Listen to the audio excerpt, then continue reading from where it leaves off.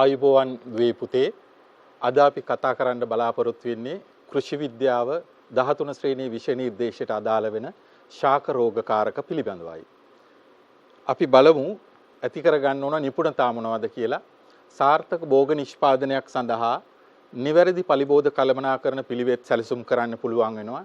නිපුණතා මට්ටම 1-5 යටතේ ශාක රෝගකාරක වර්ගීකරණය කරලා එමගින් ඇති කරන ශාක රෝග විමසා බැලීමේ නිපුණතාවය ළඟා කරගත යුතු වෙනවා.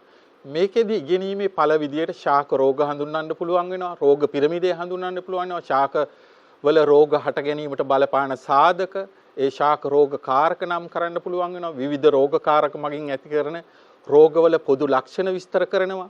ශ්‍රී ලංකාවේ බහුලව දක්නට ලැබෙන ශාක රෝගවල ලක්ෂණ විස්තර කිරීමේ හැකියාවත් ලැබෙනවා දුවේ පුතේ. ඒ වගේම ශාක රෝග ව්‍යාප්ත වන ක්‍රම මොනවද කියලා විස්තර කිරීමේ හැකියාව ලැබෙනවා. ඒ වගේම ශාක වෛරස රෝග හඳුනා ගන්න භාවිතා කරන ක්‍රමවේද පිළිබඳව දැනගන්න ඔබට හැකියාව ලැබෙනවා. මෙතනදී දුවේ පුතේ අපි ඉස්සෙල්ලාම සලකලා බලන්න ඕන ශාක රෝගයක් කියන්නේ මොකක්ද කියන එක. ශාක රෝගයක් කියලා කියන්නේ යම්කිසි සාධකයක් හරි සාධකයන් නිසා හරි ශාක කොටසක හරි මුළු ශාකයේම සිදුවන අසාමාන්‍ය තත්වයක්. ඔයාලගේ විෂය නිර්දේශයේ තියෙන විදිහටම අපිට කියන්න පුළුවන් යම් සාධකයක් හරි සාධකයන් නිසා හරි ශාක කොටසක හරි මුළු ශාකයේම සිදුවන සාමාන්‍ය තත්වයෙන් බැහැරව සිදුවන අපගමනයක්. මේ අපගමනයක් කියන්නේ පුතේ වෙනස් වීමක්. මේ දාලා තියෙන ඡායාරූප දෙකේ පේනවා යට ඡායාරූප තියෙන්නේ මිරිස් ශාකයක කොටසක්. ඒක සාමාන්‍ය තත්වයේ සාමාන්‍ය වර්ධනය. නමුත් ඉහළ ඡායාරූපේ පෙන්නනවා ඒක සාමාන්‍ය තත්වයෙන් බැහැර වෙලා එහෙම නැත්නම් අපගමනය වෙලා අපි ඒකට කියනවා වෙනසක් ශාක රෝගයක් කියලා. මේදී උදාහරණයට මම දාලා තියෙන්නේ පුල්ලි රෝගයක් මිරිස් වගාවේ ඇති වෙන. ඊළඟට පුතේ දුවේ අපි ශාක රෝගයක් කියන එක දැනගත්තා වගේම ශාක රෝග ලක්ෂණයක් කියන්නේ මොකක්ද කියන එකත් අපි දැනගන්න ඕන. මේදී ශාක වලට රෝග ඇති කරන සාධක හින්දා ශාකයේ ඇති වෙන භෞතික හෝ කායික වෙනස් වීම තමයි අපි රෝග ලක්ෂණ කියලා හඳුන්වන්නේ. ඉතින් මේ රෝග ලක්ෂණ විදිහට අපිට දකින්න පුළුවන් කෘෂිකර්මයේදී වගාවල ශාක මැලවෙන එක, වර්ධනය අඩාල වීම, ඒ වගේ ඒවා රෝග ලක්ෂණ විදිහට අපිට පේනවා. තවත් වැදගත් දෙයක් ඔබගේ විෂය නිර්දේශයට අනුව කතා කළ යුතු වෙනවා මේ රෝග ත්‍රිකෝණය කියන එකට. රෝගයක් ඇති වෙන්න බලපාන ප්‍රධාන සාධක තුනක් තියෙනවා. එකක් තමයි දාරකය. අනිත් එක රෝග කාරකය. අනිත් එක මේ දෙක තියෙන බාහිර පරිසරයේ. මේ රූපයෙන් පෙනෙන්නේ දාරකයත් රෝගකාරකයත් බාහිර පරිසරයත් අතර එකිනෙකා අතර සිද්ධ වෙන අන්තර් සම්බන්ධතා, එහෙම නැත්නම් අන්තර් ක්‍රියා. මේවා යහපත් ඒවා වෙන්නත් පුළුවන්, එකිනෙකාට අයහපත් ඒවා වෙන්නත් පුළුවන්. කොහොම හරි මේ දාරකයා රෝගකාරකයා අතර වගේම රෝගකාරකයයි බාහිර පරිසරයයි, බාහිර පරිසරයයි දාරකයා අතරත් මේ අන්තර් සම්බන්ධතා ඇති වෙනවා. ඊළඟට අපි බලමු මේකේ තියෙන විදිහට මොනවද මේ ඇති වෙන සම්බන්ධතා, මොනවද මේ සිද්ධ වෙන අන්තර් සම්බන්ධතා කියලා. දාරකයා වශයෙන් ගත්තොත් දාරකයා ගැන අපි හිතුවොත් දාරකයාගේ ග්‍රාහීතාවයක් තියෙන්න ඕන. මේ රෝග ත්‍රිකෝණයට අනුව දාරකයා සූදානම් වෙලා ඉන්න ඕන. දාරකයා ප්‍රශස්ත මට්ටමක තියෙන්න ඕන රෝගයට පාත්‍රී වෙන්න. හරි? ඊට අමතරව වර්ධන අවස්ථාවත් බලපානවා දාරකයාගේ. වර්ධන අවස්ථාව කියලා කියන්නේ අපි හිතමු දුවේ පුතේ යම්කිසි ශාකයකට රෝගයක් වැළඳෙන්නේ ඒකේ පළවලට හෝ මල්වලට. එහෙමනම් ඒ ශාකය වර්ධනය වෙලා ඒ අවස්ථාවට පත් වෙලා තියෙන්න ඕන. පළ සහ මල් නැත්තම් රෝගය වැළඳීමේ හැකියාවක් එන්නේ නැහැ. එතකොට මේ වර්ධන අවස්ථාව ගැලපෙන්න ඕන. සමහර වෙලාවට පුංචි කාලේදී බීජ අවස්ථාවේදී ඒ වගේම දියමලං කෑම වගේ අවස්ථාවලදී ශාකයේ පුංචි වර්ධන අවස්ථාවේ තියෙන්න ඕන ග්‍රාහී වෙන්න නම්. ඒ වගේමයි ගහන ඝනත්වය හා ව්‍යුහය කියන එකත් වටිනවා දුවේ පුතේ. මේ ගහන ඝනත්වය කියන්නේ දාරක ශාකයේ කොච්චර ප්‍රමාණයක් ශාක තියනවාද කියලා ඒ ප්‍රදේශයේ. මේ ශාක ප්‍රමාණය වැඩි වෙන්න ඒ ප්‍රදේශයේ රෝගකාරකයට පුළුවන් දාරක ශාකයක් හොයා ගැනීමේ සම්භාවිතාව ඉතාමත්ම ඉහළයි. ඒ කියන්නේ රෝගයේ වැළඳෙන්න තියෙන හැකියාව වැඩි. එතකොට ඔයාලා දන්නවා විෂය නිර්දේශයට අනුව සමහර විට කතා කරලා ඇති දුවේ පුතේ බහුභෝග වගාව සහ මිශ්‍ර භෝග වගාව. මේකදී අපි කරන්නේ මෙන්න මේ ගහන ඝනත්වය අඩු කරන එක දාරක ශාකයේ.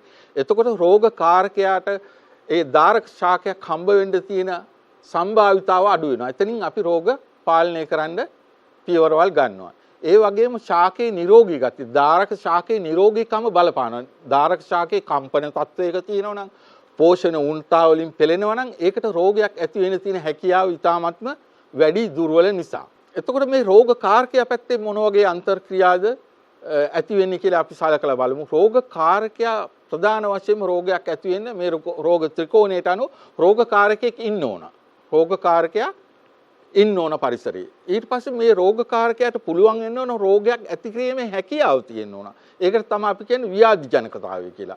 ඊට පස්සේ අනුවර්තනය වෙන්න ඕන. මොකටද මේ අනුවර්තනය වෙන්නේ? මේ රෝගකාරකයා බාහිර පරිසරයේ ඉන්නවා නම් ඒ පරිසරයේ අධික උෂ්ණත්ව තත්ත්වවල අධික ශීත තත්ත්වවලට ඒ වගේ දේවල් වලට ඔරොත්තු දීමේ හැකියාව ගොඩනගා ගන්න ඕන. ඒ වගේම ශාක වලට ඇතුල් වෙන්න, ඒවල සෛල ජීර්ණය කරන්න අවශ්‍ය එන්සයිම් ඒවා අනුවර්තනය මගින් එයා ගොඩනගා ගන්න ඕන. ඒ කියන්නේ වෙනස් වෙන්න ඕන පරිසරයත් එක්ක. ඊළඟට පැතිරීමේ කාර්යක්ෂමතාවය. පැතිරීමේ කාර්යක්ෂමතාවය බලපාන ඇත්තටම පරිසර සාධක. මේ බාහිර පරිසරයත් එක්ක සිද්ධ වෙන අන්තර්ක්‍රියා හින්දා තමයි මෙයාට පැතිරෙන කාර්යක්ෂමතාවය තීරණය වෙන්නේ. ඒ කියන්නේ බාහිර පරිසරයේ සුරං තියෙනවා නම් හොඳට එතකොට එයා පැතිරෙනවා කාර්යක්ෂම විදිහට. අන්න ඒකත් එක අන්තර්ක්‍රියාවක් බාහිර පරිසරයක මේ රෝගකාරකයා කරන. ඊළඟට මේ බාහිර පරිසරයේ තියෙනකොට පුතේ දුවේ මේ රෝගකාරකයාට පුළුවන් වෙන්න ඕන විනාශ නොවි ඉන්න. එයා විනාශ වෙලා යනවා නම් පරිසරයේදී රෝගකාරකයාගේ පැවැත්මක් නැහැ. විනාශ නොවි ඉඳීමේ හැකියාව එයා පරිසරයත් එක්ක සටන් කරලා විනාශ නොවි ඉඳීමේ හැකියාව තියෙන්න ඕන. ඊළඟට ගුණණය වීමේ දිරියක් තියෙන්න ඕන. රෝගකාරකයක් වැඩක් නැහැ දුවේ පුතේ ගුණණය වෙන්නේ නැත්තම්. රෝගකාරකේ පරිසරයකට ඇවිල්ලා දාරක ශාකයකට රෝගයක් හැදුවට පස්සේ ඒක ගුණණය වෙන්න ඕන. ගුණණය වේවි තමයි පැතිරිලා යන්න ඕන. එතකොට බාහිර පරිසරය කොහොමද බලපාන්නේ? මේ උෂ්ණත්වය ගත්තොත් දාරක ශාකයටත් ප්‍රශස්ත උෂ්ණත්ව මට්ටම් තියෙන. ඒ වගේම රෝගකාරකයටත් බෝ වෙන්න ප්‍රශස්ත උෂ්ණත්ව මට්ටම් තියෙනවා. බැරි වෙලාවත් බාහිර පරිසරයේ උෂ්ණත්වය රෝගකාරකයාට ප්‍රශස්ත මට්ටමක පැවතුනොත් එහෙම ඒ රෝගකාරකයා විශේෂයෙන් ගුණණය වෙලා පැතිරෙන හැකියාව වැඩි වෙනවා. ඊට අමතරව වැදගත් වෙනවා වර්ෂාව පිණි වගේ තත්ත්ව. මේ වර්ෂාව වැඩි වෙන්න කොළ මත තියෙන තෙත ගතිය වැඩි වෙනවා. එතකොට මේ දිලීර වගේ රෝගකාරක සමහර රෝගකාරක ඇවිල්ලා බීජාණු වැටුනහම පත්‍ර මතට පත්‍ර තුලට ඇතුල් වෙන්න නම් ඒ බීජාණු ප්‍රරෝහණය වෙන්න ඕන. ඒ ප්‍රරෝහණය වෙන්න නම් පත්‍ර මත තෙතමනයක් තියෙන්න ඕන. එතකොට වැස්ස සහ තෙතමනේ වගේ තත්වයන් අර රෝගකාරකයාට උදව් වෙනවා අන්තර්ක්‍රියා කරලා උදව්වක් වෙනවා රෝගේ හදන්න. ඊට අමතරව පාංශු සාධකත් වැදගත් වෙනවා පරිසරයේ තියෙන. ඒ වගේම ගිනි වගේ තත්ත්වවලදී අපි ගිනි තිබ්බොත් එහෙම පුතේ දුවේ පරිසරයේ ශාක විනාශ වෙනවත් එක්ක රෝගකාරක විනාශ වෙනවා. ඒ වගේම ඒ තුලින් ඇති වෙන සුළං තත්ත්වයක් ඇති වුණොත් සමහර රෝගකාරක පැතිරිලා යන්නත් පුළුවන්. ඒ වගේම වායු දූෂණය වුණාම වල්නාශක විස වීම වුණාම ශාකයට කම්පන තත්ත්වයක් ඇති වෙනවා දාරක ශාකයට. ඒ කම්පන තත්ත්වයක් ඇති වුණාම රෝගයකට ලෙහෙසියෙන් පාත්‍ර වෙන්න පුළුවන්. අපි මේ කතා කරේ රෝග ත්‍රිකෝණයේ රෝගකාරකයා, දාරකයා සහ බාහිර පරිසරය අතර සිද්ධ වෙන අන්තර් සම්බන්ධතාවයන්. ඊළඟට මේ කාලයක් යනකොට දැනගත්තා මේ තුන විතරක් නෙමෙයි මේ සම්බන්ධතාවයේ තියෙන රෝගයක් ඇති කරන්න තවත් සාධකයක් තියෙනවා කියලා. ඒ හතරවෙනි සාධකය තමයි දුවේ පුතේ කාලය කියන එක. එතකොට රෝග පිරමිඩයක් විස්තර කරන්නේ මෙන්න මේ කාලයත් අරගෙන. එතකොට ශාකයට රෝගයක් වැළඳීමට සම්පූර්ණ විය යුතු සාධක හතරක් තියෙනවා. එතකොට ඒ මොනවාද? ඉස්සෙල්ලා ත්‍රිකෝණයේ තිබ්බ රෝගකාරකය, දාරක ශාකය, ඒ වගේම හිතකර පරිසර තත්ත්වය, ඒ වගේම දැන් අලුත් එකක් එකතු වුණා සාධකයක් කාලය. එතකොට රෝගයක් ඇති වෙන්න නම් මෙම සාධක හතරෙහි අන්තර් සම්බන්ධතාවය වැදගත් වෙනවා. මේ සම්බන්ධතාවයේ තමයි රෝග පිරමීඩයෙන් අපි පෙන්눔 කරන්නේ. ඒක මේ විදිහට ඔබට දකින්න පුළුවන්. අපි කලින් කතා කරපු විදිහට බාහිර පරිසරයේ දාරකයා සහ රෝගකාරකයා ඉන්නවා. ඒ තුන අතර අන්තර්ක්‍රියා කරන ගමන් ඒ තුනම අන්තර්ක්‍රියා කරනවා මේ කාලයක් සමග වෙනස් වෙමින්. මේක තමයි රෝග පිරමිඩය. අපි ඊට පස්සේ බලමු රෝගයක් ඇති වෙන්න බලපාන රෝගකාරකයා, දාරකයා බාහිර පරිසරයේ මේවා තියෙනකොට මේ සමහර ශාක නිරෝගීව තියෙනවා. සමහර ඒවා සාමාන්‍ය මට්ටමට රෝගී වෙනවා. සමහර ඒවල රෝගී තත්ත්ව ගොඩාක් තීව්‍ර වෙනවා. කොහොමද මේක වෙන්නේ කියලා. ඇත්තටම මේ රෝගයක් නොවැළඳී නිරෝගීව තියෙනවද? සාමාන්‍ය තත්ත්වයකට රෝගේ හැදෙනවද? නැත්නම් රෝගේ ඉතාමත්ම තීව්‍ර වෙලා හැදෙනවද කියන එක තීරණය වෙන්නේ මෙන්න මේ තුන් දෙනා මේ සාධක තුන අතරේ තියෙන අන්තර් සම්බන්ධතාවයේ කාලයක් බලපානවා. ඒක අපිට අමතක කරන්න බෑ. ඒක හතරවෙනි සාධකය. නිරෝගී අවස්ථාවක් අපි සැලකුවොත් මේ රෝගකාරකයක්, දාරකයක් බාහිර පරිසරයත් අතර අන්තර්ක්‍රියා ඉතාම අවමයි. අන්තර්ක්‍රියාවක් නොවන තරම් ගන්නට. එතකොට මේ සාධක තුන වෙන වෙනම තියෙනවා. එකිනෙකා අතර ලොකු අන්තර්ක්‍රියාවක් නැති නිසා රෝගී තත්ත්වයක් ඇති වෙන්නේ නැහැ.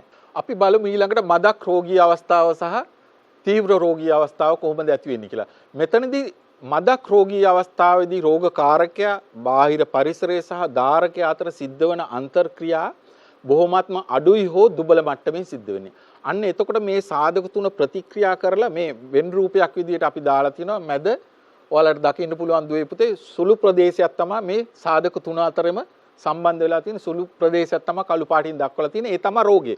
අන්තර්ක්‍රියා ගොඩක් අඩුවීම නිසා හෝ තියෙන අන්තර්ක්‍රියා දුබලතාවය නිසා රෝගයේ ඇතිවීම බොහොමත්ම අඩුයි. නමුත් දුවේ පුතේ අපිට අමතක කරන්න බෑ කාලයත් එක්ක කාලය ගත වෙනවත් එක්ක මේ පරිසර සාධක වෙනස් වෙන එක ධාරකයට අහිතකර වෙනවා.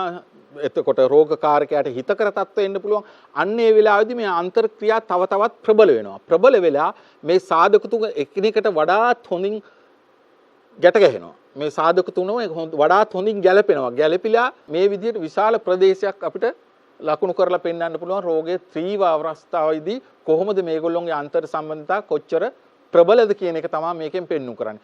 මේකෙන් තේරුම් ගන්න ඕන දුවේ පුතේ අපි රෝගකාරකයේ ධාරකයා සහ පරිසරය අතර අන්තර් සම්බන්ධතා දුබල නම් හෝ අඩු නම් රෝගයේ ඇතිවීම බොහොම සුළු ප්‍රමාණයක්.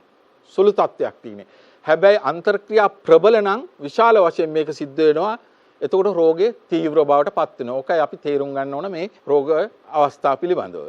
ඊළඟට අපිට සලකන්න පුළුවන් දුවේ පුතේ මේ ශාකවල රෝග හට ගැනීමට බලපාන සාධක මොනවාද කියලා. මේකේ අජෛව සාධකක් තියෙනවා, ජෛව සාධකක් තියෙනවා. අජෛව සාධක කියන්නේ අජීවී සාධක, පෝෂක ඌනතා, පෝෂක විසවීම නිසා ඇති වෙන කායික රෝග ඒවා ගන්න පුළුවන්. පාංශු හා වායව පරිසර සාධකවල වෙනස් වීම හින්දා ඇති වෙන කායික රෝග තියෙනවා.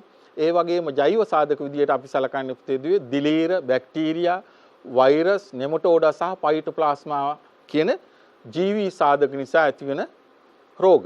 මේක වඩාත් පැහැදිලිව ඔබලාට මේකෙන් දැක ගන්න පුළුවන් අජෛව සාධක පෝෂක ඌනතා, පෝෂක khනිජ විසවීම, පාංශු සාධක, ඒ යටතේ ලවණතාවය සහ pH, වල්නාශක විසවීම, පරිසර සාධක උෂ්ණත්වය, ඒ වගේ ඒවා තියෙනවා අජෛව සාධක විදියට. ජෛව සාධක විදියට දිලීර, බැක්ටීරියා, වෛරස්, නෙමටෝඩා සහ පයිටෝප්ලාස්මා අපි සලකනවා. ඊළඟට අපි ජෛව රෝග කාරක සම්බන්ධව ගත්තොත් දිලීර, බැක්ටීරියා, වෛරස්, නෙමටෝඩා සහ පයිටෝප්ලාස්මා කියලා අපි කිව්වා. පුතේ දුවේ මේ දිලීර, බැක්ටීරියා, වෛරස්, නෙමටෝඩා සහ පයිටෝප්ලාස්මා මේ සියලු දෙනාම සුද්ධ ජීවීන්.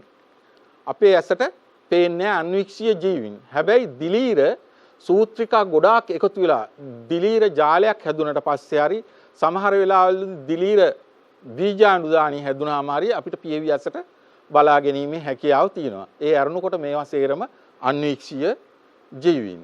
ඊළඟට අපි සලකන්න ඕන ඔබගේ විෂය නිර්දේශය යටතේ මේ ජෛව සාධක වලින් ඇති කරන රෝගවල ලක්ෂණ පොදු ලක්ෂණ මොනවද කියලා. ඒ යටතේ මම අදහස් කරනවා ඉස්සෙල්ලාම බැක්ටීරියා රෝග ලක්ෂණ ගැන විස්තර කරන්න. මෙහිදී පුල්ලි ඇතිවීම සිද්ධ වෙනවා.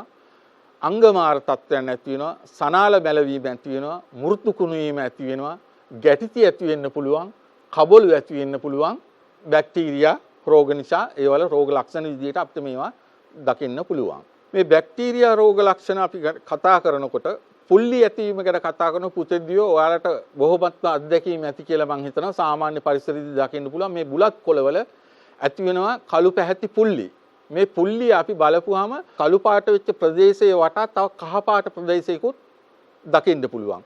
මේ කහ පාට ප්‍රදේශයට පිටින් කොළේ යටපැත්තේ බලපුවාම අපිට පේනවා තෙත බෑවුණු පුල්ලියක් තියෙනවා. තෙත් පුල්ලියක් විදිහට දකින්න පුළුවන්. ඒ කියන්නේ පුතේදී ඔබ ගෙදරදී නිවිතිය කොළයක් අරන් මේ ඇඟිලි දෙකෙන් තද කරලා අතෑරියොත් එතන දකින්න හම් වෙන පුල්ලියක් නිකන් තද කොළ පාට වගේ තෙත ගතිය. අන්න ඒ වගේ තෙත ආකාරයේ පුල්ලියක් තියෙනවා මේ කහ පාට රවුමටත් එළියෙන්.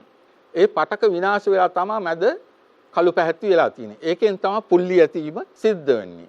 ඊළඟට අපි සලකලා බලමු අංගමාර තත්ත්වය, බ්ලයිට් තත්ත්වය. මුල් අවස්ථාවේදී මේ බ්ලයිටුත් බැක්ටීරියා බ්ලයිට් එක ඉතා කුඩා පුල්ලි වශයෙන් තමයි ආරම්භ වෙන්නේ.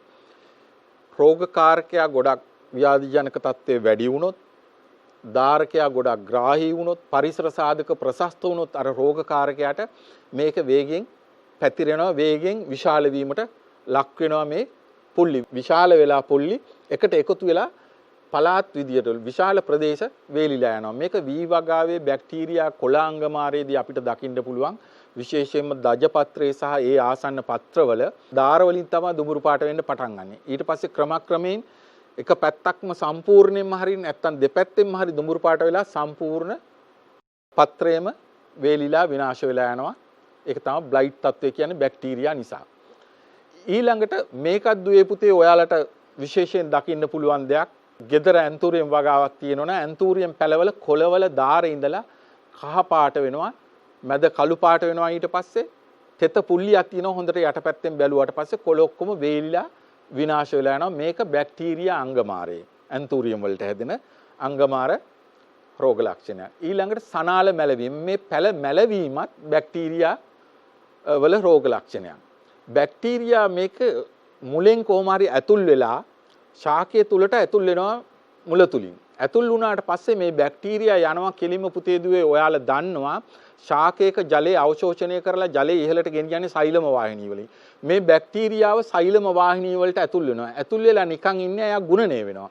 ගුණණය වෙනකොට මේක උකුස් ශ්‍රාවයක් අර සෛලම වාහිනී සේරම අවහිර වෙනවා.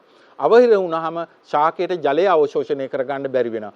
කොච්චර බාහිර පරිසරයේ ජලය තිබ්බත් ඒ ජලය අවශෝෂණය කරගන්න බැරි වෙනවා. එතකොට ජලයේ නැති රෝග ලක්ෂණයක් තමයි අපි පෙන්නන්නේ. ඒ කියන්නේ මැල වෙලා යනවා.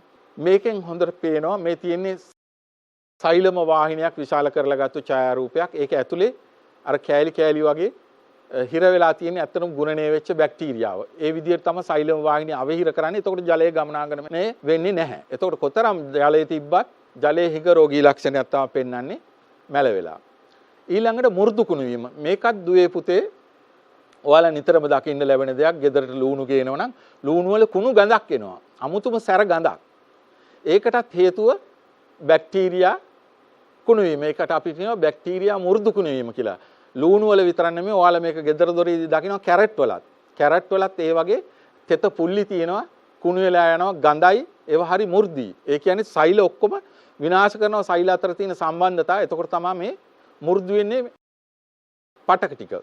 ලූණු වල විශේෂ ලක්ෂණයක් තියෙනවා පුතේ. කුණු වීම සොෆ්ට් රොට් එක හැදුනට පස්සේ ඒක මිරිකුවොත් එහෙම එළියට පනිනවා ලූණු ගෙඩිය මැද්දෙන්. හැබැයි ලොකු දුගදක් හමනවා. ඒකත් එක රෝග ලක්ෂණයක් මේ බැක්ටීරියා රෝගවල. ඊළඟට ගැටිති ඇතිවීම. ශාකයේ ප්‍රදේශවල යම්සේ අතුවල කෙරවලවල් වල අතු බෙදෙන තැන්වල ඒ වගේ තැන්වල සමහර වෙලාවට මුල් වල ගැට ඇති වෙන්න පුළුවන්. ඒකත් රෝග ලක්ෂණයක් මේ බැක්ටීරියා වල. ඊට පස්සේ කබළු ඇතිවීම. විශේෂයෙන් අර්ථාපල් වගාවේදී ගන්න අලවල ඇති වෙන කබළු. අපි කියනවා ස්කැබ් කියලා. ඒකත් බැක්ටීරියා රෝග ලක්ෂණයක්. ඊළඟට අපිට තියෙනවා මේ කොහොමද අපි මේ බැක්ටීරියා රෝගයක්ද කියලා ටිකක් දැනගන්නේ සැකහැරලා අඳුනගන්නේ. ඒකට සරල පරීක්ෂණයක් තියෙනවා. අපි කරන්නේ බැක්ටීරියා ආසාදනයක් තියෙනවායි කියලා සැකහිතන ශාකය මුල සහ කඳ වෙන් වෙන තැනින් කපලා අරගෙන පිරිසිදු වතුර වීදුරුවකට වතුර ගන්නවා. පිරිසිදු වීදුරුවකට ඒ කියන්නේ කැටයම් වර්ණ මොනවත් නැති අපිට හොඳට විනිවිද පේන්න ඕන වීදුරුව අරන්. ඒ කරලා අර කපාගත්තු කෙරවල පුරවපු වතුරයකට මේ විදියට දාලා අර කපපු කෙරවර බලාගෙන ඉන්නකොට පුතේ දුවේ මේ විදියට සුදු පාටට බැක්ටීරියා ස්‍රාවයේ වලාකුලක් වගේ අර ජලයට ගලාගෙන එනවා. එතකොට අපිට දැනගන්න පුළුවන් මේක බැක්ටීරියා ආසාදනයක් තියෙන්නේ කියලා. අපි ඉස්සෙල්ලා කතා කරේ බැක්ටීරියා රෝග ලක්ෂණ. දැන් අපි කතා කරනවා දිලීර මගින් ඇති කරන රෝග ලක්ෂණ මොන වගේද කියලා. දිලීර වලිනුත් ඇති කරනවා මේ ප්‍රාදේශික පුල්ලි. ඒ වගේම අංගමාර තත්ත්වය ඇති කරනවා. තෙත් හා වියලි කුණු වීම ඇති කරනවා. gadu ඇති වෙනවා. පිළිකා අපි කැන්කර් කියලා කියනවා. මලකඩ ඇති වෙනවා. පිටිපුස් සහ යටිපුස් තත්ත්වයන් ඇති වෙනවා. මේවා තමයි රෝග ලක්ෂණ දිලීර නිසා සිද්ධ වෙන. මේ ප්‍රාදේශික පුල්ලි නිරෝගී පටක වලින් වට වෙච්ච මැරුණු පටක සහිත ප්‍රදේශ තමයි දකින්න පුළුවන් මේ පුල්ලි වල. මැරුණු පටකේ වටා දුඹුරු පාට හරි කළු පාට හරි වෙලා මැරිලා ගිය පටක කොටස වටා කහ පාට වලයක් දකින්න පුළුවන්. ඒ කහ පාට වලයට පිටින් තමා පුතේ දුවේ නිරෝගී ශාක කොටස් ටික තියෙන්නේ. මැරුණු පටක වටා කහවන් කොළ පාට කහ පැහැ වර්ණයෙන් යුතු ධාරයක් තියෙන එක තමයි කිව්වේ අර පුල්ලියක් විදිහට. මේකෙදි මිරිස් කොළ පුල්ලි රෝගය, ඒ කියන්නේ සර්කස් පොරා කොළ පුල්ලි රෝගය, වීවල දුඹුරු පුල්ලි රෝගය අපිට මේ පුල්ලි රෝග වලට ගන්න පුළුවන්. ඊළඟට දුවේ පුතේ අංගමාර තත්ත්වය. මේක ගොඩක් විශාල වශයෙන් ලංකාවේ තියෙන රෝගයක්. මේ පත්‍ර මත ඇති වෙන පුල්ලි විශාල වෙලා ඒ පුල්ලි එකතු වෙනවා. එකතු වෙලා පැතිරිලා යනවා. මේක ඊටාත්ම වේගයෙන් පැතිරෙන රෝගයක්. සම්පූර්ණ පත්‍ර සේරම විනාශ වෙලා යන්න පුළුවන්. අර්ථාපල වල පශ්චිම අංගමාර රෝග ලක්ෂණේ මේකට උදාහරණයක්. ඊළඟට මැලවීම. මේ මැලවීම අපි ඉස්සල්ලා කතා කරා බැක්ටීරියා වලිනුත් මැලවෙන්න පුළුවන් කියලා. ඒ වගේම දිලීර මගිනුත් මැලවෙන්න පුළුවන්. දිලීර මගින් කරන්නේ දිලීර ආසාදනය වුණාම පසත් සමග සම්බන්ධ වෙන ප්‍රදේශයේ ශාකවල පොත්තට ඒ පොත්ත විනාශ වෙනවා. පොත්ත විනාශ වුණාට පස්සේ මූල පද්ධතිය දුර්වල වෙලා ජලය අවශෝෂණය කරගන්න අපහසු වෙනවා. එතකොටත් ශාක මැලවෙලා යනවා. ඊට අමතරව තවානිදිම මේ මැලවීමේ තත්ත්වය එනවා නම් දියමලං කෑම කියලා අපි කියනවා. ඒ වගේම දිලීර වලින් සිද්ධ වෙනවා තෙත් හා වියලි කුණු වීම සිද්ධ වෙනවා. විශේෂයෙන් අපිට තක්කලි වල දකින්න පුළුවන් යටට ගිලුණු තෙත පුල්ලි ඇති වෙනවා. ඒවා එකිනෙකට යා වෙලා කළු පාට වෙලා කුණු වෙලා යනවා. ඒ වගේම අර්ථාපොල වල දකින්න පුළුවන් කුණු වීම. ඒක හැබැයි වියලි අර වගේ තෙත් ගතියක් නැහැ. මේකත් දිලීරවල රෝග ලක්ෂණයක්. ඊට පස්සේ gadu ඇති වෙන එකත් දිලීර ලක්ෂණයක්. අතුවල කඳේ ඒ වගේ ස්ථානවල බෙදෙන තැන්වල ඒ තැන්වල gadu අසාමාන්‍ය වර්ධනයක් ඇති වෙනවා. හැබැයි පොත්ත ඇතුළට කිඳාගෙන බහිපු ගතියකුත් තියෙනවා. ඒ කියන්නේ ශාකයේ විශේෂයෙන් තේ වගාව ගත්තොත් එහෙම තේ වගාවේ කඳේ අරටුව පේනවා. පොත්ත ඒ ස්ථානවල නැහැ. පොත්ත වටේට තමයි පිහිටන්නේ ගැට්ටක් විදිහට වර්ධනය වෙලා. ඒවා අපි කියනවා කැන්කර් තත්ත්වයක් පිළිකා තත්ත්වයක් කියලා ශාකවලට හැදෙන. ඊට පස්සේ මලකඩ ඇතිවීම. මේකත් දුවේ පුතේ විශේෂයෙන් ඔයාලට මේ දවස්වල බොහෝ විට දැක ගන්න පුළුවන්. ගෙදර දොරේ අහල පහල අරලිය ගස් තියෙනවා. මේ දවස්වල අරලිය ගස් වල මේ රෝගේ තියෙනවා. අරලිය කොලයක යටපැත්ත බැලුවොත් එහෙම කහ පාට දැක ගන්න පුළුවන්. තැඹිලි පාටට උරු බීජාණු ඇති වෙලා තියෙනවා. මේක පත්‍රයේ උඩ පැත්තෙන් බලපුවාම තියෙන්නේ කළු දුඹුරු පාට පුල්ලි තියෙන්නේ. නමුත් යටපැත්තේ තමයි කහ පාට හරි නැත්නම් තැඹිලි පාට රතු දුඹුරු පාට බීජාණු දකින්න පුළුවන්. ඒක විශේෂ තත්ත්වයක් දිලීර රෝගවල මලකඩ කියලා අපි ඒකට කියනවා. ඊට අමතරව පිටිපුස් තත්ත්වයක් දිලීර වලින් ඇති කරන රෝග ලක්ෂණයක්. පත්‍රයේ මතු පිට සුදු පාට පිටි ඉහලා දැම්මා වගේ පිටි ගතියක් තියෙනවා. පස්සේ මේවා එකතු වෙලා වේලිලා විනාශ වෙලා යනවා. මේක අනිකුත් චාක් කොටස් වලටත් පැතිරිලා යනවා. ඊළඟ එක තමයි දිලීර රෝග ලක්ෂණයක් යටිපුස් තත්ත්වය. අපි කියන ඩවුනි මිල්ඩියු කියලා. ඉස්සල්ලාම මේක හටගන්නේ පත්‍රයේ යටපැත්තේ. යටපැත්තේ දකින්න පුළුවන් ලා දම් පාටට තමයි මේ දිලීරේ අපිට දකින්න පුළුවන් ලා දම් පාට පුල්ලියක් විදියට. එතකොට උඩ පැත්තෙන් අපි බැලුවොත් ඒක පේන්න තියෙන්නේ ලා කොළ පාට. හැබැයි පස්සේ ක්‍රමක්‍රමයෙන් යනකොට යටපැත්ත දුමුරු පාටපත් වෙනවා. උඩ පැත්ත සම්පූර්ණ කහ පාට වෙලා පුල්ලි සේරම එකතු වෙලා වේලිලා විනාශ වෙලා යනවා. යටිපුස් රෝගය නිසා ඒක රෝග ලක්ෂණයක්. දැන් අපි කතා කරා දිලීර වල රෝග ලක්ෂණ. ඊළඟට අපි දැන් කතා කරන්නේ වෛරස් වල රෝග ලක්ෂණ මොන වගේද කියලා. හරිතක්ෂීය රිෂ්ඨ කියනවා. අපි ඒක කතා කරන්නම් මම. නෙක්‍රෝසීය පිලිස්සුම් රිෂ්ඨ කියනවා. මුදුලප, විචිත්‍රය, පත්‍ර කහ පැහැවීම, පත්‍ර ඇතුළට හෝ පිටතට රෝල් වීම, පත්‍ර රැලි ගහිලා කොඩ වෙන එක, පත්‍ර හෝ කඳේ ඉරි තියෙන එක තමයි වෛරස් රෝග ලක්ෂණ විදිහට අපිට දකින්න පුළුවන් වෙන්නේ. ඊට අමතරව ශාක කුරු වීම, පත්‍ර නාරටි බේරින එක, කඳ ඉදිමෙන එක, කරල් පලහා බීජ කුඩා වෙලා විකෘති වෙන එක, මුල් වල ගැට හැට ගැනීම, කඳේ අග්‍රස්තේ පිලිස්සලා යන එක, ඒ වගේම සෙව්වන්දි, පත්‍ර සෙව්වන්දියක් විදිහට පිහිටන එකත් වෛරස් වල විශේෂ රෝග ලක්ෂණයක්. මේ තියෙන්නේ හරිතක්ෂීය රිෂ්ඨ. මේ කියන්නේ පත්‍රයේ මේ වෛරසය ආසාදනය වුණාම එම ස්ථානයේ තියෙන හරිතප්‍රද එක්ක විනාශ කරනවා. එක්ක හරිතප්‍රද සංශ්ලේෂණය වෙන්න දෙන්නේ නැහැ. එතකොට මේ කහ පාට ලප විදියට අපිට දකින්න පුළුවන්. ඊළඟ එක නෙක්‍රෝසිය පිලිස්සුම් රිෂ්ඨ.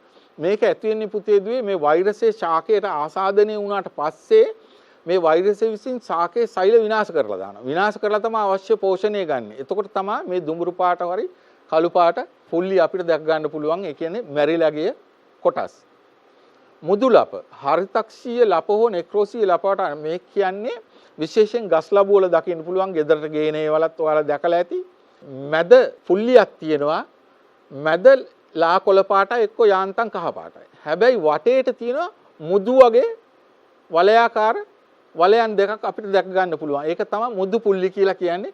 ගස් ලැබු වල පැපොල් වල ඔයාලා මේක දැකලා ඇති. ඒකට අපි කියන පැපොල් මුදු පුල්ලි වෛරස් රෝගයේ ලක්ෂණයක් තමයි මේ මුදුලප ඇති වෙන එක. ඒ වෛරසය නිසාම පැපොල් වල ශාක පත්‍රවල පත්‍ර තලය ඇති වෙන්නේ නැතුව ඇති වෙනවා නාරටි පමණක් එක්ක එනවා. ඒවා අපි කියනවා හරියට සපත්තු ලේස් වගේ ඒවා. ෂූ ස්ට්‍රින්ග්ස් රෝග ලක්ෂණය කියනවා මේ මුදු වෛරස් රෝගයේ විශේෂ ලක්ෂණයක් ඒක. විචිත්‍රය මොසෙයික් මේක තමයි වඩාත් ඔයාලට දකින්න හම්බෙන එකක්. මෙහිදී කොළපාට ශාකයේ සමහර තැන්වල කොළපාට අඩු වෙනවා. එතකොට කොළපාටයි ලා කොළපාටයි මාරුවට පිළිවෙලක් නැහැ. ඒ පත්‍ර මත තියෙනවා. ඒක තමයි අපි කියන්නේ මොසෙයික් විචිත්‍ර තත්ත්වයක් කියලා. තුන්කොළ වල පත්‍ර විචිත්‍ර රෝගයේ මේකට උදාහරණයක්. තව එකක් මේකත් ඒ වගේ විචිත්‍ර රෝගී ලක්ෂණයක්. පුතාලා දුවලට පේනවා මේකෙත් ලා කොළ පැහැති සහ තද කොළ පැහැති ප්‍රදේශ තියෙනවා. ඒකත් විචිත්‍ර ලක්ෂණයක්. තව එකක් බහුලව දකින්න හම්බෙන එකක් තමයි පිපිඤ්ඤා විචිත්‍ර වෛරස් රෝගය. මේකෙදි වෙන්නේ තද කොළ පාටයි ලා කොළ පාටයි ප්‍රදේශ නෙමෙයි. මේකෙදි කොළ පාටයි කහ පාටයි ප්‍රදේශ තමා පවතින්නේ. ඒක විශේෂ පිපිඤ්ඤා වෛරස් රෝගයේ විශේෂ ලක්ෂණයක්. මේක කහ පාට වෙන එක මේ විශාල වශයෙන් වගාවලට කොහොමද හානි කරන්නේ? ඒකෙන් අදහස තමයි රෝගයේ තීව්‍ර වෙලා තියෙනවා. ඒ කියන්නේ පරිසර සාධක ඔක්කොම සියල්ලම අර රෝග පිරමීඩයට අනුව හොඳට අන්තර් සම්බන්ධතා සිද්ධ වෙලා තමයි මේ වගේ විශාල විනාශයක් රෝග ලක්ෂණයක් ඇති වෙලා තියෙන්නේ. පත්‍ර කහ පැහැවීම මේකත් වෛරස් වල විශේෂ රෝග ලක්ෂණයක් පුතේ දුවේ. මේකෙදි වෙන්නේ මුළු පත්‍ර තලයේම කහ පාට වෙලා යනවා. ප්‍රදේශයක් කොළ පාට, ප්‍රදේශයක් ලා කොළ පාට, ප්‍රදේශයක් තද කහ පාට. ඒ විදිහට ඉතුරු වෙන්නේ සම්පූර්ණම කහ පාට වෙලා යනවා. ඒ විතරක් නෙමෙයි අලුතෙන් එන පත්‍රත් කහ පාට වෙලා යනවා. ඒකත් රෝග ලක්ෂණයක් මේ වෛරස් වල.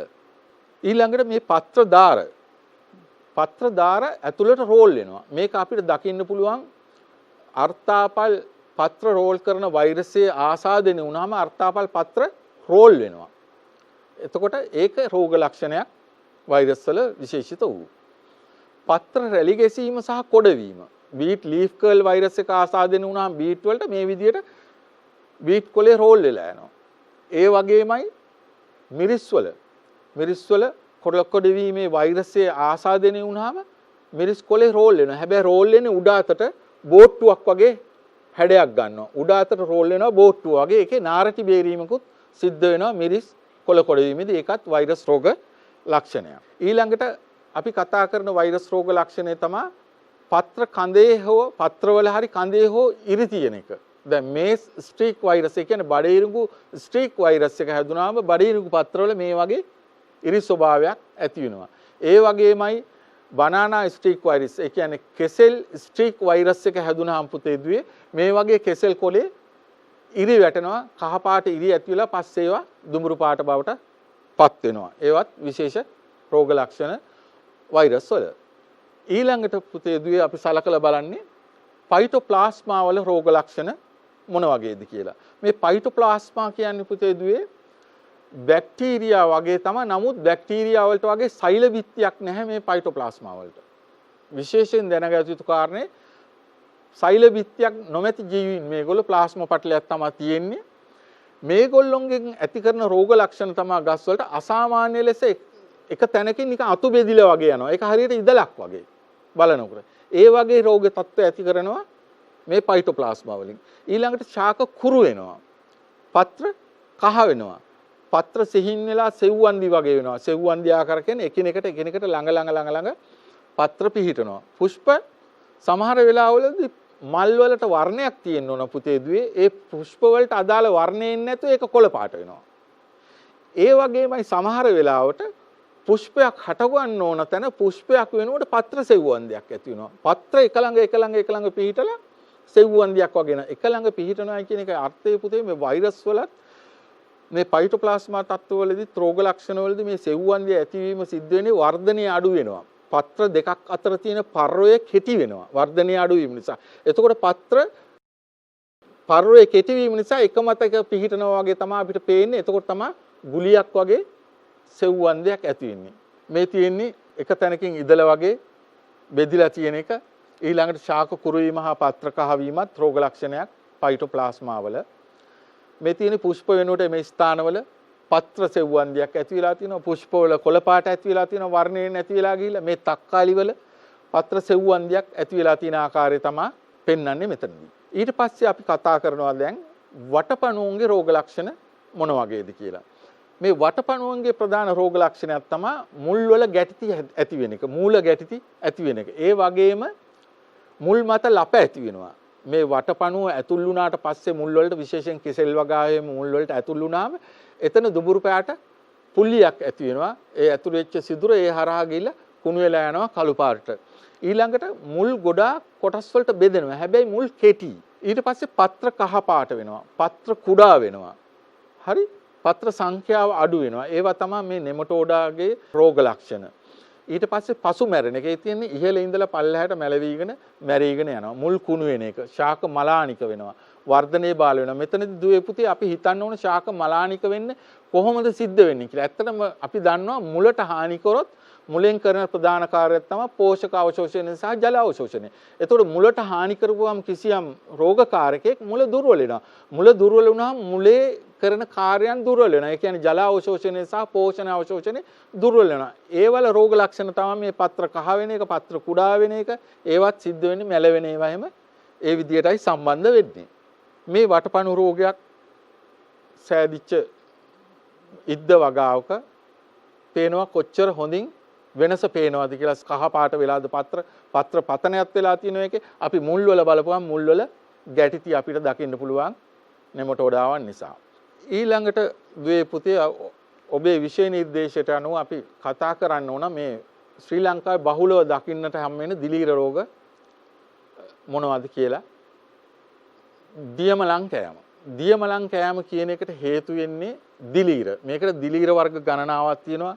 පීතියම්, ෆියුසාරියම්, රයිසොක්ටෝනියා, පයිටොප්තරා ඒ වගේ මේ දියමලං කෑම කියන රෝගී තත්ත්වය දකින්න පුළුවන් වෙන්නේ තවන් වල. තවානේ ඇති වෙන පුංචි පැල පස ළඟින් මතුවලා පසත් කඳත් අතර ගෑවෙන ස්ථානය වේලිලා දුඹුරු පාට වෙලා ගිහිල්ලා කළු පැහැති වෙලා කඩාගෙන වැටෙනවා. ඒක තමයි අපි දියමලං කෑම කියන්නේ. මේක ප්‍රදේශ වශයෙන් තවන් වල මැරිලා යනවා. ඊට පස්සේ සම්පූර්ණ තවා නමුණත් විනාශ වෙලා යන්න පුළුවන්. ඒ වගේම මේකේ තව රෝග ලක්ෂණයක් තියෙනවා. ඒක අපි තවානේ පැල මතු වුණාම තමයි අපි දකින්නේ. හැබැයි මේකේ බීජ පැලවෙන්නත් කලිනුත් මේ දිලීර වලින් විනාශ වෙනවා. ඒක අපි කියනවා පූර්ව දියමලං කෑම කියලා. පැල වුණාට පස්සේ විනාශ වෙනවා නම් අපි කියනවා ඒක පශ්චාත් දියමලං කෑම කියලා. පූර්ව දියමලං කෑමේදී වෙන්නේ දුවේ පුතේ අපි තවානට බීජ දාන්නට පස්සේ මේ පසේ තියෙන දිලීර වර්ගයේ බීජයට ඇතුල් වෙලා බීජයේ කලලය විනාශ කරනවා. එතකොට බීජය පැලවෙන්නේ නැහැ. පැලවීමටත් පෙරම විනාශ වෙලා යනවා. මේ තියෙන්නේ බීජ පත්‍ර හැකිලිලා කළු වෙලා තියෙන විදිය මේ මුල කළු වෙලා වේලිලා ඇකිලිලා විනාශ වෙලා යන ආකාරය. ඊළඟට බහුලව දකින්න පුළුවන් රෝගයක් තමයි ලංකාවේ ඇන්ත්‍රැක්නොස්. ඇන්ත්‍රැක්නොස් කියන රෝගේ නම් ඔබට නිතරම එදිනදා වෙළඳපළේදී, ගෙදරදී දැක ගන්න පුළුවන්. විශේෂයෙන්ම අඹ, කෙසෙල්, පැපොල් වගේ පළතුරු වලට වගේම තක්කාලි, බෝංචි, වට්ටක්කා ඒ වගේ භෝග බොහෝමයකටම වැළඳෙනවා. හැබැයි මේ දිලීර රෝගය, ඇන්ත්‍රැක්නොස් රෝගේ ශාකයේ ඕනෑම කොටසකට වැළඳීමේ හැකියාව තියෙනවා කඳ, පත්‍ර, මල් සහ පළවලට. මේ රෝග ලක්ෂණය තමයි පත්‍ර මත ඉස්සල්ලාම ඇති වෙන්නේ නිකන් තෙත පුල්ලියක් වගේ එකක්. ඒක ක්‍රවුම් නැහැ, අක්‍රමවත් බොහෝ විට. මේ තෙත පුල්ලිය ඊට පස්සේ ක්‍රමානුකූලව දුමුරු පහ ගැනලා කළු පාට වෙලා විනාශ වෙලා යනවා. පුල්ලි එකිනෙකට යා වුණාම විශාල ප්‍රදේශ වශයෙන් මැරිලා යනවා. මේ තියෙන්නේ පැපොල් වලටත් ඒ වගේම බෝංචි වලටත් ඇන්ත්‍රැක්නොස් රෝගේ වැළඳිලා තියෙන රෝග ලක්ෂණ. පළමත ජලයේ උරාගත්තු වගේ තත්ත්වයක් තමයි තියෙන්නේ, තෙත ගතියක්. හැබැයි මේකේ විශේෂත්වය තමයි දුවේ පුතේ මේ ඇන්ත්‍රැක්නොස් වලදී මේ දිලීරේ ආසාදයෙන් වුණාම වල වගේ ඇතුළට බහිනවා. මේ හැම පුල්ලියක්ම ඇතුළට බහැලා තියෙන්නේ. වලක් වගේ වෙනවා. හරි? රෝගේ ඊටාම පසු අවස්ථාවලදී අපිට දකින්න පුළුවන් දිලීරේ හොඳට වලයාකාරව දකින්න පුළුවන් දිලීර බීජාණු අපිට සමහරලාට මේ පුල්ලි වල. මේ ඇන්ත්‍රැක්නොස් රෝගේ හැදිච්ච මාළු මිරිස් වගාවක්, මාළු මිරිස් කරලක් අර දිලීර අපිට දකින්න පුළුවන් වෙනවා. රවුම් විදියට ඇති වෙලා තියෙනවා. ඒ වගේම කොළයක් තියෙනවා. ඒ කොළත් තෙත වෙලා තියෙන ඒ කොළයත් ශාක පත්‍රයත් විනාශ වෙලා තියෙන මේ දිලීරේ හින්දාමයි. මම කිව්වා මේක ඕනම ස්ථානයකට ඇතුල් වෙන්න පුළුවන් කියලා.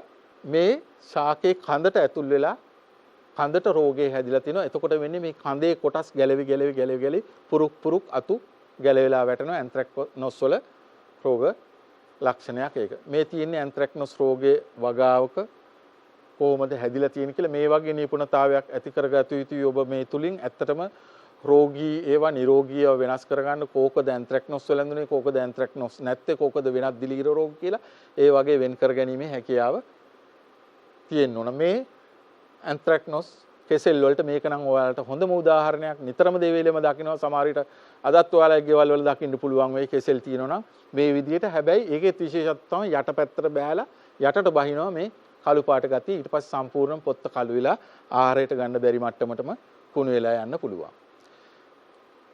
ඒ වගේම මේ ඇන්ත්‍රැක්නෝස් රෝගේ අඹ වලටත් හැදෙනවා. මේ අඹ වල තියෙන රෝග ලක්ෂණ ඔයාලා නිතරම දකින්න ඇති. ගෙදරක අඹ ගහක් තියෙනවා නම් වෙළඳපොලෙන් ගත්තත් අපිට මේ වගේ අඹ තමයි සමහර වෙලාවට හම්බ වෙන්නේ. ඒක පත්‍ර වලටත් වැළඳෙනවා, පළ වලටත් වැළඳෙනවා. කළු පැහැති තිත් තමයි ඇති වෙන්නේ. ඊට පස්සේ තව ශ්‍රී ලංකාවේ බහුලව දකින්න හම් වෙන රෝගයක් තමයි මේ බැක්ටීරියා විල්ට් එක. බැක්ටීරියා හිටු මැරීම කියන එක. මේක සොලනේසිය කියන්නේ දුම්කොළ, එතකොට මිරිස්, වම්බටු, ඒ වගේම කරවිල, පිපිඤ්ඤා, පතෝල, වැටකුළු ඒ වගේ වගාවල් වලට බහුලව වැළඳෙනවා. මේක වෙන්නේ පසේ තියෙන රෝගකාරක බැක්ටීරියාව ඇතුල් වෙනවා දුවේ පුතේ මුල් වලින් ශාකයට ඇතුල් වෙලා අර මං කිව්ව විදිහට කලින් සෛලම වාහිනිය අවහිර කරලා එතකොට ජලය අවශෝෂණය කරගන්න බැරි වෙනවා. ශාක මැල වෙලා යනවා. මේ රෝගකාරකයා සියුඩෝමොනාස් කියන බැක්ටීරියාව. මේකේ රෝග ලක්ෂණය තමයි වටේ ගස් හොඳට තියෙනවා. වටේ ගස් හොඳට තියෙනකොට එක ගහක් තමයි මැල වෙන්නේ. ඊට පස්සේ මේ අපි මේ මියගිය පැලයක් අපි අරගෙන ශාකයක් අපි පළල බැලුවොත් එහෙම කඳ අභ්‍යන්තරේ කළු දුඹුරු පාටට වෙලා තියෙනවා. ඒ බැක්ටීරියාක ඇතුල් වීම නිසා. බැක්ටීරියාක ඇතුල් වෙලා කඳ තද දුඹුරු පාටක් ගන්නවා. සමහර වෙලාවට මේ බැක්ටීරියාක ආසාදනය වුණාට පස්සේ ශාකේ මැරෙන්න යනකොට ශාකේ උත්සාහ දරනවා ජීවත් වෙන්න. ඒ වෙනුවෙන් එයා අර පරණ මූල මණ්ඩලයට ඉහළින් තවත් අලුත් මුල් ඇති කරගැනීමේ උත්සාහයක් දරනවා. එතකොට අපිට දකින්න පුළුවන් මේ බැක්ටීරියා හිටු මැරීමෙන් මැරෙන ශාකවල උඩින් මුල් අලුත් මුල් ඇති වෙලා තියෙනවා දකින්න පුළුවන් වෙනවා. ඊළඟට අපි ලංකාවේ දකින්න හම් වෙන වෛරස් රෝග බහුලව දකින්න පුළුවන් වෛරස් රෝග කීපයක් ගැන කතා කරන්න ඕන. මේකෙදි විශේෂම දේ තමයි පත්‍ර විචිත්‍රය. එහෙම නැත්නම් මොසෙයික් කියලා කියනවා. කුකබිටේසියේ භෝග විතරක් නෙවෙයි බණ්ඩක්කා, මිරිස්, පැපොල්, දුම්කොළ වගේ භෝග වලට මේ රෝගේ ඊටාම තදින් වැළඳෙනවා. මේකේ යුෂෝරාබන ක්‍රමීන් වගේම යාන්ත්‍රික හානි වලින් තමයි ශාකය තුළට වෛරස් එක ඇතුල් වෙන්නේ. රෝගී ශාකවල බීජ වලිනුත් පැතිරෙන්න පුළුවන් රෝගකාරක විචිත්‍ර වෛරසයේ විවිධ මාදිලි තියෙනවා. මේකෙදි වෙන්නේ පත්‍ර මත කොළ පාටයි අර ලා කොළ පාටයි එහෙම නැත්නම් කොළ පාටයි කහ පාටයි ප්‍රදේශ මාරුවෙන් මාරුවට තියෙනවා. ඵල විකෘති වෙනවා, කොළ රැලි ගැහෙනවා, පත්‍ර රෝල් වෙනවා, ඒ වගේ දේවල් වෙනවා මේකෙදි. ඊට පස්සේ තව වෛරස් රෝගයක් ලංකාවේ බහුලව තියෙනවා කෙසෙල් වඳ පීදීමේ රෝගය කියන එක. කෙසෙල් ගහේ ඕනම වයසකදී මේක වැළඳෙන්න පුළුවන්. රෝගකාරකයා අපි කියනවා කෙසෙල් වඳ පීදීමේ වෛරසය කියලා. පත්‍ර ටික ගොනු වෙලා සෙව්වන්දියක් විදිහට ඇති වෙන මේක ව්‍යාජ කඳක් හින්දා පර්ව නැහැ. මේකේ පත්‍ර වුන්තය බොහොම කෙටි වෙලා එකට ගොනු වෙලා තියෙනවා සෙව්වන්දියක් විදිහට. ඒක තමයි රෝග ලක්ෂණ. ඊට අමතරව පත්‍ර කහ වෙනවා. ඊළඟට ලංකාවේ බහුලව දකින්න හැම් වෙන මුල් ගැට රෝගයක් තමයි නෙමටෝඩාවන් නිසා ඇති වෙන වටපණුවන් නිසා ඇති වෙන මේ මුල් වල ගැටිති ඇති වීම. විශේෂයෙන් මේක කැරට් වල ඊළඟට peer වගාවේ, මිරිස් වගාවේ, දුම්කොළ වගාවේ ඒ වගේ ගොඩාක් භෝගවල දැක ගන්න පුළුවන් මුල් වල ගැටිති ඇතිවීම. එළවලු විතරක් නෙමෙයි අපිට විසිතුරු පැලෑටි වලත් මේක දකින්න පුළුවන්. මේක අපනයනය කිරීමේදී විශාල ප්‍රශ්නයක් වෙලා තියෙනවා. මල් පැලවලට මේක ඇතිවීම. වටපණුවන් කරන්නේ මුලට ඇතුල් වෙලා මුල ඇතුලේ ආහාර ලබා ගන්නවා. එතකොට තමයි ඒ ස්ථාන ගැට බවට පත් වෙන්නේ. පත්‍ර දුර්වල වෙලා පැල මැල වෙලා පත්‍ර කහ වෙන ඒවා උඩදී අපිට දකින්න පුළුවන් වෙන රෝග ලක්ෂණ. මේ කැරට් වල කැරට් වල බෙදෙන එකත් සමහර වෙලාවට නෙමටෝඩා නිසා සිද්ධ වෙනවා. ඒ වගේම ගැටිති ඇතිවීමත් සිදු වෙනවා. දැන් අපි සලකලා බලන්න පුතේ දුවේ ෆයිටෝප්ලාස්මා වලින් ඇති කරන රෝගයක් ලංකාවේ තියෙනවා බොහොම ප්‍රසිද්ධ රෝගයක්. වැලිගම පොල්කොළ මැලවීමේ රෝගය කියලා. මේ ෆයිටෝප්ලාස්මා එක ශාකවලට ඇතුල් වුණාට පස්සේ මේ පොල් ගහට ඇතුල් වුණාට පස්සේ විශේෂ රෝග ලක්ෂණයක් එනවා. සාමාන්‍ය තත්ත්වයෙන් අපගමනය වෙනවා. මුලින් කතා කරපු විදිහට සාමාන්‍ය තත්ත්වයෙන් වෙනස් වෙනවා. අපි දන්නවා පොල්ලත්තක පොල් කොලයක් තියෙන්නේ ඉරටුවත් එක්ක මෙහෙම වී අකුර වගේ පල්ලහැට නැමිලා තියෙන්නේ. මේ ෆයිටෝප්ලාස්ම ආසාදනය වුණාම පුතේ දුවේ මේ පොල් කොලේ පත්‍රිකාව මේ විදිහට දිග ඇරෙනවා. පළල් වෙනවා. මේ වී අකුර වගේ තියෙන මෙහෙම පළල් වෙනවා. දිග ඇරෙනවා. ඒ විතරක් නෙමෙයි ඊට පස්සේ මේ මුල් පොල් පත්‍රිකාව මෙහෙම පරචුවක් වගේ මෙහෙම නැමෙනවා. ඒක තමයි ප්‍රධානම රෝග ලක්ෂණය අපිට මේ වැලිගම පොල් කොළ මැලවීමේ රෝගය අඳුන ගන්න තියෙන ලක්ෂණයක්. ඊට අමතරව යටම පොල්ලතු ඔක්කොම දුර්වල වෙලා කහ පාට වෙලා දුඹුරු පාට වෙනවා. ඉහළ පොල්ලතු ප්‍රමාණයෙන් කුඩා වෙනවා. අස්වැන්න ක්‍රමයෙන් අඩු වේගන යනවා. අවසානයේදී විනාශයට පත් වෙනවා. මේ නිසා පොල් ශාකයේ ෆයිටෝප්ලාස්මා වැළඳිච්ච. ඊළඟට අපි සලකන්න ඕන ඔබගේ නිර්දේශයට අනුව අපි සාකච්ඡා කළ යුතු වෙන මේ රෝග කාරකය කොහොමද මේ රෝග ව්‍යාප්ත වෙන්නේ කියලා. මේ ව්‍යාප්ත වෙනවා පස මගින්, ජලය මගින් විවිධ සාධක තියෙනවා සාධක ගොඩක්. එතකොට මේ පසේ ජීවත් වෙන ශුද්‍ර ජීවීන් ශාක මුල් වලින් ඇතුල් වෙනවා. එතකොට දියමලං කෑමේ රෝගේ, ඒ වගේම හිටු මැරීමේ රෝගේ, රබර් සුදු මුල් රෝගේ ඇති කරන රෝගකාරකෝ පසේ තිබිලා තමයි මේ ශාකයට ඇතුල් වෙන්නේ. ජලයේ මගිනුත් මේ වගේ පසේ තියෙන රෝග සාධක ගෙනියන්න පුළුවන් දාරක ශාකයේ වෙතට තව දාරක ශාකයක් වෙතට.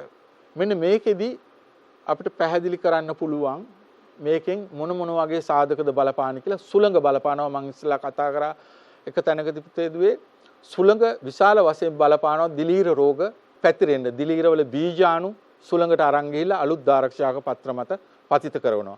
වැසි බින්දු සමහරලාට වහිනකොට වැහි බින්දු රෝගී ශාකයකට වැටුනොත් එතන තියෙන දිලීර බීජාණු වැහි බින්දුව විසු වෙනකොට වෙනත් ශාකයකට අර දිලීර බීජාණු ඒකත් එක්ක ගිහිල්ලා අලුත් ශාකයට ආසාදෙන්න වෙනවා.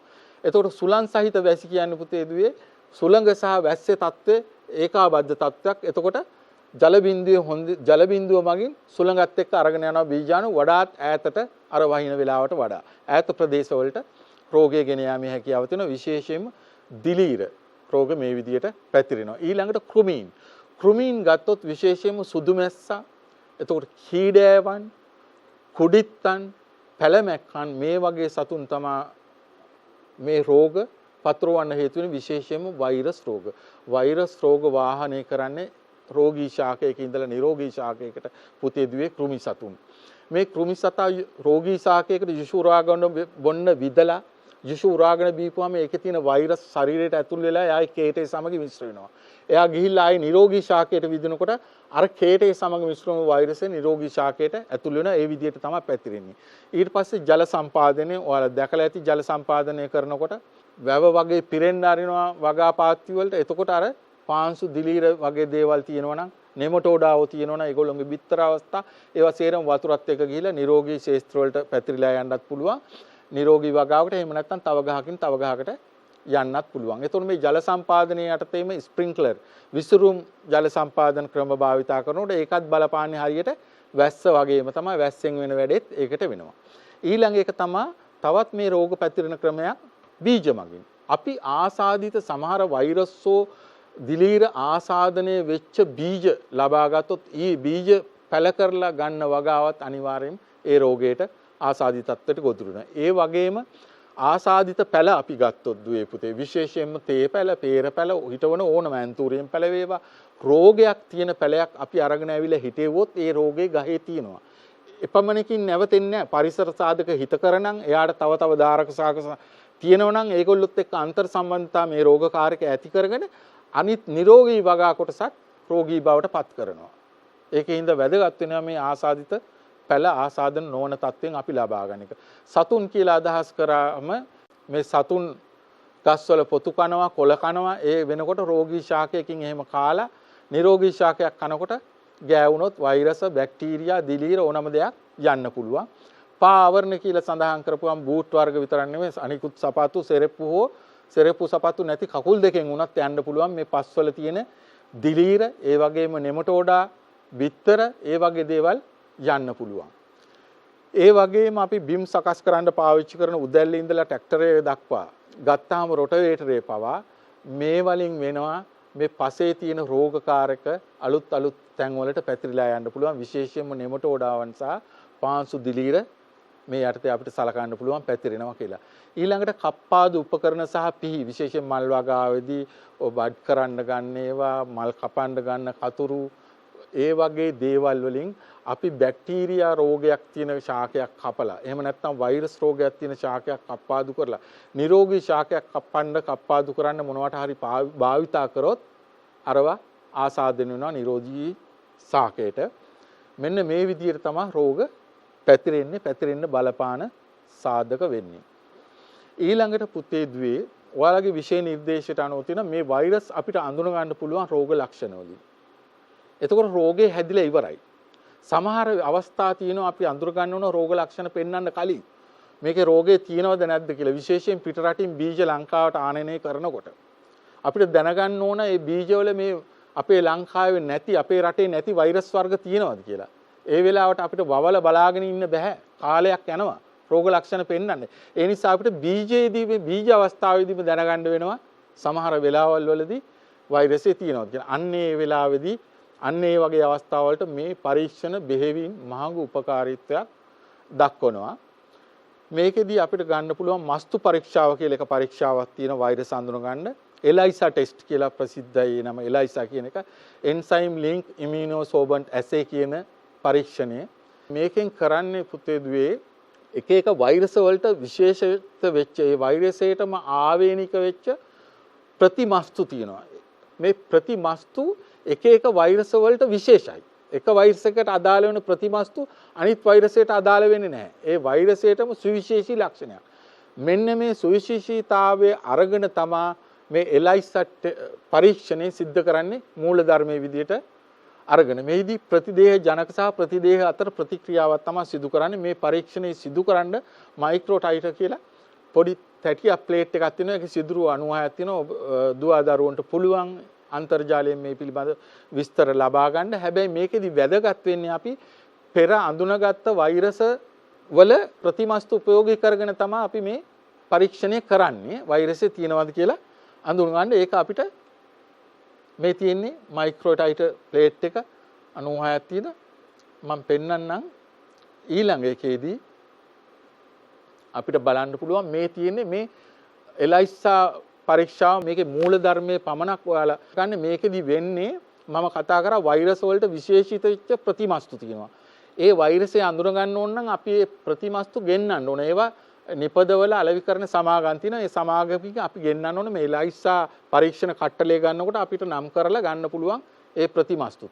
එතකොට අපි මේ ප්‍රතිමස්තු ඉස්සෙල්ලා දාලා ඒකට අපි දානවා මේ ශාක කොටස් අඹරලා හදාගත්තු වෛරසය තියෙනවායි කියලා අපි සැක කරන ශාක කොටස් ටික අඹරලා ගත්තු ඒ නියැන්දිය අපි දානවා අර ප්‍රතිමස්තු වලට.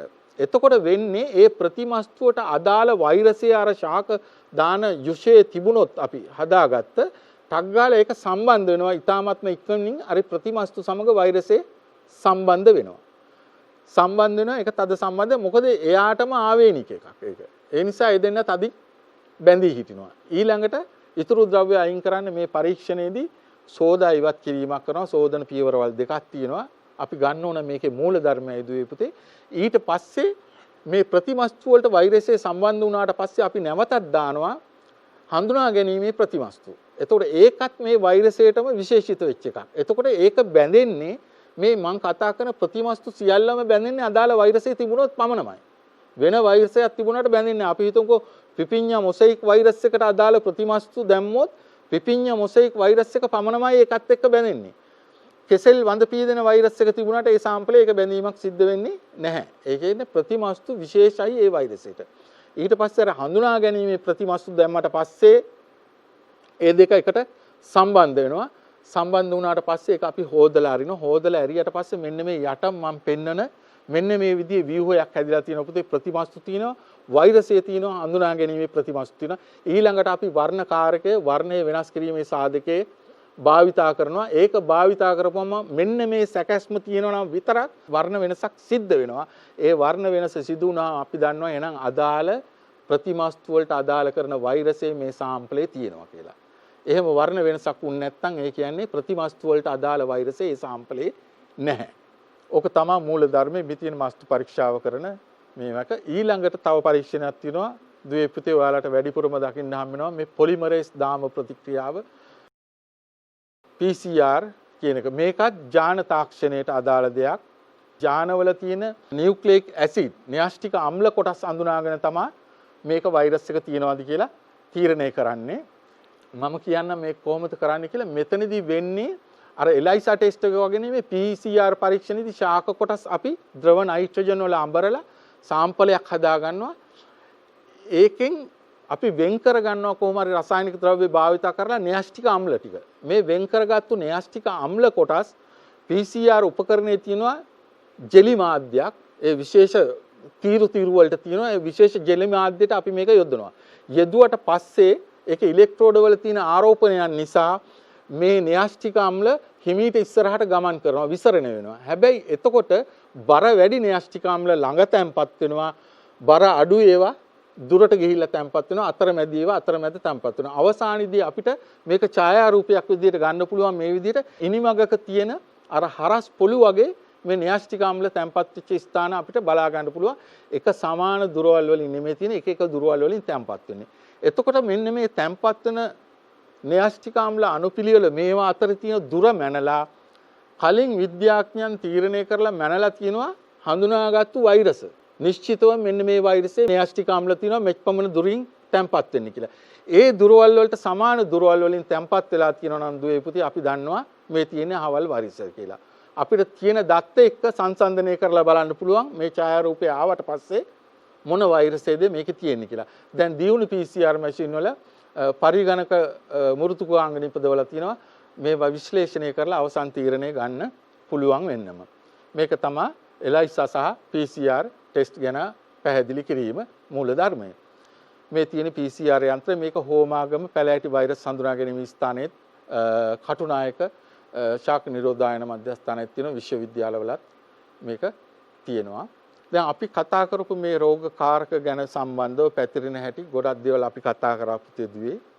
මේතනදී සාරාංශගත කරොත් ඔයාලට පුළුවන් වෙන්න ඕන ශාක රෝගයක් කියන්නේ මොකක්ද කියලා නිර්වචනය කරන්න. රෝග පිරමීඩය පැහැදිලි කරන්න පුළුවන් වෙන්න ඕන. බහුලව වැළඳෙන ශාක රෝග මොනවද? රෝගකාරක මොනවද? ඒවල පොදු ලක්ෂණ මොනවාද රෝගවල? ඒ වගේම විවිධ රෝගකාරක මගින් වැළඳෙන බහුල ශාක රෝග මොනවද කියන එකයි. ඒ වගේම ශාක රෝග ව්‍යාප්ත වන ආකාරයයි ඔබලා මේ සාකච්ඡාවේදී දැනගන්න ඕන කරුණු කාරණා. ඉතින් දුවේ පුතේ ඔබගේ විෂය නිර්දේශයට අදාළ වුණ මේ කොටසේ සාකච්ඡාව මෙතනින් නිමා වෙනවා. පුතාලා දුවලට සුබ දවසක් ආයුබෝවන්.